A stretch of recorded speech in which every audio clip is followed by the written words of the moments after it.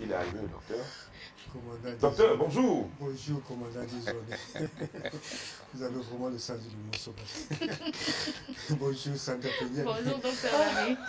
J'ai voulu vous poser la question de savoir si Sandra Peña ne vous donne pas souvent la palpitation, mais je me rends compte que c'est le contraire ce matin. Oui, c'est plutôt vous qui... Oui, c'est qu'elle me donne, c'est régulièrement un perturbation quand même. Hein, dans... Ou bien le stress. Oui, elle dit que moi, je ne rassure pas, mais elle va me mettre un peu, il faut m'en mettre encore un peu aujourd'hui. Hein. D'accord. Dose adulte. Non, c'est un peu. Ah, d'accord, dose enfant. On a eu un crescendo. Ok, très bien. Docteur, quand son cœur palpite comme ça, c'est que c'est quoi au juste? Et puis Le c'est cœur quoi palpite. la palpitation vraiment? Ah oui. Ah ça, il faut le dire déjà que la palpitation, c'est vrai que c'est aussi une pathologie, c'est vrai aussi que ça, c'est un signe aussi, symptôme de certaines pathologies, certaines maladies. Mais il faut dire qu'en temps normal, le cœur bat de 60 à 85 fois par minute, hein, en temps normal. Je voulais dire, pour un adulte, repos, bien évidemment. Quand on commence à avoir un battement déjà à 100, 122, 100, hein, il y a des gens qui vont à 200. Hein. Battement du cœur. Battement du cœur. Dites-vous bien que c'est très dangereux. Alors ici, quand on parle de palpitation, pour que les gens comprennent mieux, c'est que le cœur va d'une manière désordonnée. C'est-à-dire, ça peut être irrégulier, ça peut se mettre à battre fort, comme ce que Sandra Peña venait d'illustrer tout à l'heure là. Voilà. Et c'est ce qu'on appelle palpitation. D'accord, docteur. Comment savoir qu'on a cette palpitation? Voilà. Vous l'avez illustré tout à l'heure en tenant, en mettant la main sur le cœur ou bien encore la poitrine. D'accord. Il y a cette sensation de douleur là, compressant là, un resserrement là. Voilà, merci pour la réalisation. Comme à l'image là, vous ressentez également que ça bat fort. On a comme l'impression que ça va plus vite. Ça se ressent. Ça, c'est le ressent. Parce que quand vous allez consulter, vous dites au docteur que non, je sens ça va plus vite. Oui. Voilà, voilà des signes qui ne trompent pas. Voilà. Okay. Et ça peut s'accompagner également de l'essoufflement. Vous sentez un essoufflement, comme si le cœur va... Hein? Vous ne pouvez pas grimper un escalier ou encore livrer un match de football. Ça fait peur, hein. Alors, donc, ça peut venir d'où comme ça? Voilà, il faut dire que les causes, il y en a plusieurs. Ça peut justement provenir d'un problème, trouble cardiaque. Et mon commandant Jason, je voulais dire, s'il faut balader peut-être votre micro dans la rue, vous conviendrez avec moi qu'il y a peu de Camerounais ou encore qui savent qu'ils ont des problèmes cardiaques. D'ailleurs, ils ne savent même pas ce que c'est. Hein? Vous poserez la question ou encore. Voilà pourquoi j'ai l'habitude de louer le travail que font ces ambulanciers-là, c'est-à-dire ces gars qui marchent avec les tensiomètres dans les marchés, qui crient tension, tension. Alors, c'est vrai que la méthode, je n'apprécie pas bien, mais c'est déjà une forme de sensibilisation pour dire que à chaque fois que vous pensez aussi à vos activités, pensez à prendre votre tension, vos paramètres. C'est important de le dire. Il y a peu de gens qui prennent. Ou encore des malades, même hypertendus, qui n'ont pas de tensiomètre à la maison. Donc, alors, les causes, ça peut provenir justement des problèmes cardiaques. Déjà, il y a beaucoup de Camerounais qui ont ces problèmes et qui ignorent. Ça peut également provenir d'un problème qui n'a rien à y voir avec des problèmes cardiaques, notamment, j'ai écouté le docteur Jefté ce matin avec le stress. D'ailleurs, je pourrais dire que c'est l'une des premières maladies, hein, le stress. Parce que ça, il faut dire ce que ça peut causer. Il y a des émotions fortes également. Il faut dire également que il y a des problèmes, des maladies comme la thyroïde qui peuvent être cause d'une tachycardie ou encore d'une palpitation. Voilà les causes. D'accord. Docteur, ici on parlait des personnes à risque et surtout les facteurs de risque. Personnes à risque, c'est vrai qu'on pense beaucoup plus aux personnes âgées. On pense également à ces problèmes, à ces personnes qui ont des maladies cardiovasculaires comme hypertendus, ceux qui ont des hypertensions ou encore ceux qui ont des problèmes cardiaques, bien évidemment. On pense également comme facteur, je voulais dire déjà que toutes les femmes enceintes ont régulièrement, d'une manière permanente, la palpitation. Donc il faut comprendre pourquoi. Ça déjà, vous avez la présence, je voulais dire, d'un bébé aussi. Alors, sachez que le cœur du bébé bat aussi. Alors, donc, ne paniquez pas. C'est vrai que quand ça devient récurrent, là, allez quand même. Voilà pourquoi on parle des visites prénatales et tout. Allez expliquer aux médecins que voilà, ça ne va pas depuis un certain temps. Et il faut dire également que ça peut survenir à tout moment. Au coucher, à bord de votre véhicule, au repos, dans la nuit, pendant les rapports, ça peut survenir à tout moment. Et faites très attention justement parce que quand ça survient à l'effort, c'est trop de risques pour vous. Voilà. Alors, docteur, existe-t-il un examen à faire et quand faut-il vraiment s'inquiéter? Oui, des examens, bien sûr. Il faut dire qu'il y a déjà peu de Camerounais qui font des examens. Ça, il faut aussi sensibiliser les Camerounais en ce qui concerne les examens. Le plus souvent, quand on parle des examens, le Camerounais, le citoyen lambda qui vous dit: docteur, vraiment, je n'ai pas assez d'argent pour pouvoir faire des examens. Vraiment, si vous pouvez me prescrire un médicament qui va plus vite. Alors, dites-vous bien que pour vous qui êtes sujet ou prédisposé, parce qu'il y a un facteur, il y a antécédents familiaux qui est prédisposé à une palpitation, dites-vous bien que l'examen qu'il faut faire, c'est ce qu'on appelle l'ECG, électrocardiogramme. Ça, c'est important. Ça nous permet d'écarter toute pathologie, hein, avec précision le diagnostic. Également, on peut aller plus loin et vous demander ce qu'on appelle l'écho-cœur. Échographie du cœur, ça c'est important. On peut aller également faire un examen sanguin pour l'aénogramme complet, c'est-à-dire le taux de potassium et de magnésium. Parce que quand c'est pas, également vous pouvez être sujet à ce qu'on appelle une palpitation. D'accord, docteur. Est-ce qu'il y a une solution? Que faire en cas de palpitation? Voilà. La première des choses qu'il faut faire quand ça survient, soit pendant les rapports, soit au bord de votre volant, soit pendant que vous marchez, soit pendant que vous faites le sport, vous vous arrêtez, vous vous asseyez, ça c'est important, et vous allez inspirer, je dis bien inspirer, par le nez, la bouche, et vous expirez par la bouche. Vous allez le faire 5 fois. Ça c'est la première des choses qu'il faut faire. On inspire par les narines, profond, ça c'est bon, voilà, et on relâche, on expire, ça c'est bon, et vous gardez le calme. Pas de stress, pas d'angoisse. Ne vous énervez pas. Parce que plus vous vous énervez, plus vous êtes angoissé, c'est grave. Plus vous êtes stressé, c'est grave. Et parfois, on est dans un environnement aussi où des gens nous énervent. Ça, c'est vrai. On peut avoir des voisins, la famille autour qui énervent tout le temps. Alors, pour vous qui êtes sensibilisés, pour vous qui êtes informés aujourd'hui, la seule chose à faire, c'est de vous écarter, trouver un coin plus tranquille, plus calme, et vous gardez le mal en patience, et vous faites cet exercice-là.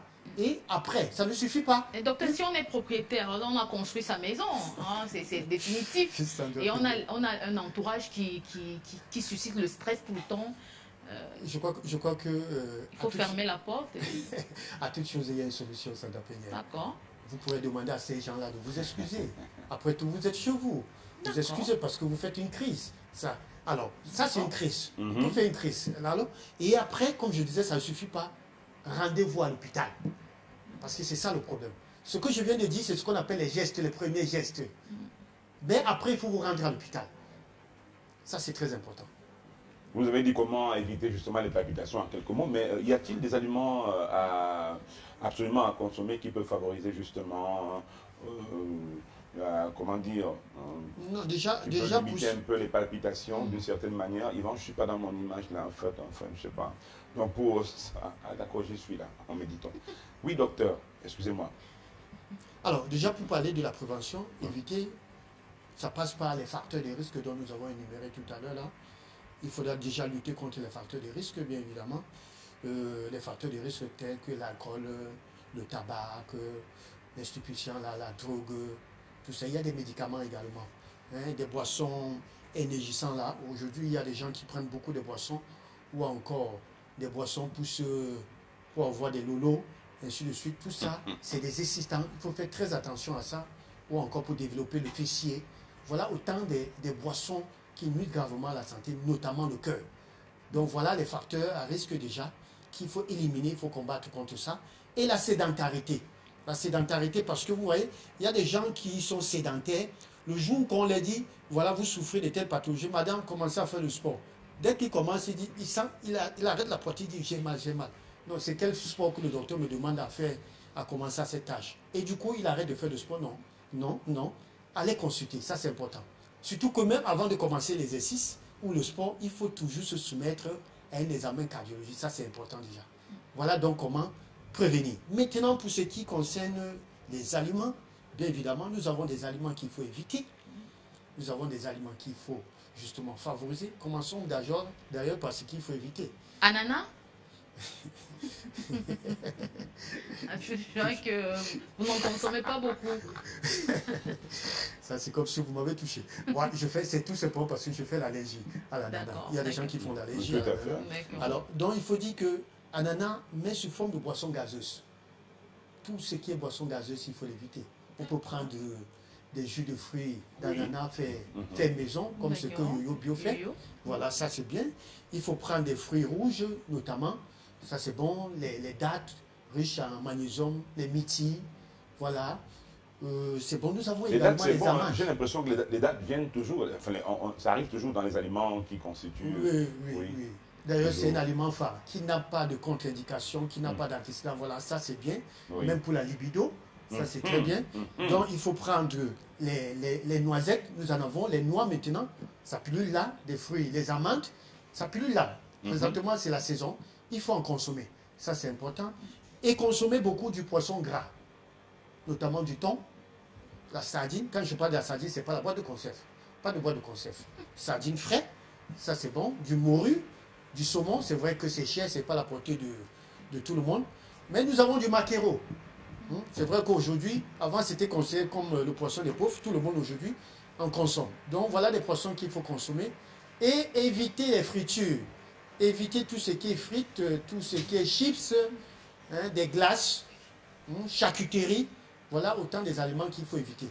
Et j'allais oublier comme un aliment phare également, l'avocat et du chocolat noir. Avocat à éviter. À prendre, à beaucoup consommer. À consommer, chocolat noir aussi. Chocolat noir qui est cardioprotecteur. D'accord. Et du bon vin, mon commandant disons. Du bon vin rouge. Ah d'accord, bon vin rouge. Voilà, je ne voulais pas citer certains noms qui cassent les pieds là. Oui, est-ce que le blanc peut aussi être... Voilà, vous savez, quand vous parlez du vin blanc, c'est un moelleux, il y a du moelleux. Voilà, du raffia, ils appellent tout ça vin. Voilà, il faut la précision parce que je vous ai dit qu'éviter des vins blancs, surtout raffinés, voilà, ça il faut l'éviter parce que déjà c'est source de cancer. Voilà. Ok, très bien. D'accord, docteur. Merci pour ces précieux conseils. Docteur, il y a aussi l'œil qui, on ne peut pas parler de palpitation, mais nous sommes en Afrique et quand l'œil fait ça, on dit ben, il y a un malheur et tout ça. Est-ce qu'on peut parler de palpitation quand l'œil gauche, ça bouge là? Non, mon commandant, il y a un truc qui arrive souvent, je ne sais pas si ça vous arrive souvent, et maman Marie peut-être vous dit fais attention, il y a un malheur qui arrive, quand l'œil gauche... Ça c'est de la superstition africaine. Bon. Ça c'est comme on dit de ne pas chanter la nuit, parce qu'un génie va prendre votre voix. D'accord. Docteur, rien à voir avec sa question, est-ce que ça... on ne sait jamais, c'est ça... docteur, l'œil qui fait ça, c'est le sang qui monte? Non, il faut dire que ça a un rapport avec tout ce qui est neurologique, qu'on parle du nerf, bien évidemment, mais un rapport direct avec palpitation, le battement du cœur. Non, il n'y en a pas, vraiment. C'est vrai, c'est dû à une circulation. Il peut s'avérer que ça soit un problème de trouble de circulation qu'aujourd'hui les gens mystifient, bien évidemment, en pensant que soit c'est un malheur ou tout, c'est tout à fait naturel. Ça, ces phénomènes, c'est naturel. Ou la paume des bras, ou encore au niveau du biceps qui bat là. Voilà, ça c'est tout à fait naturel. Parfois, la paume de main des manches, on dit tu vas avoir 1 million. Depuis, j'attends que ma paume de main... Voilà. D'accord, il ne faut pas avoir peur si l'œil gauche... Non, il ne faut pas avoir peur. Mais toujours, quand il y a quelque chose d'anormal, vous ressentez quelque chose d'anormal, il est toujours bien d'en parler, il est toujours bien de consulter. Voilà. Donc, et j'allais oublier comme des aliments aussi, j'ai parlé des légumes, j'allais oublier des légumes, parce que les légumes aussi ce matin, nous consommons les légumes du chou, riches en crucifères, ça c'est conseillé, ça c'est très bien, avec du riz et du bon riz. Je voulais préciser la précision, pas du riz blanc parce que... Ah, vous avez fait un tour en cuisine? Ah oui, d'accord. Pas du riz blanc parce que vous savez que le riz blanc est dépourvu des nutriments. Parfois, même les souris n'en mangent pas. Donc quand c'est du riz complet, du riz brun, voilà, c'est riche et voilà ce qu'il faut consommer. Merci. Voilà. Comme quoi, on donne les numéros en rappelant que les souris ne mangent pas aussi ce riz-là, sauf en cas de famine extrême. C'est vraiment comment. Ils ont trop faim, ils mangent même des fils électriques. Ah ça? Merci encore, docteur Larry. Bon début de semaine. Vous répondez au 699 64 57 59. Vous répondez également au 675 92 47 91. Tout soutien par monnaie électronique. Vous envoyez vos soutiens, voilà, pour encourager le docteur Larry. Alors, il y a des messages ici.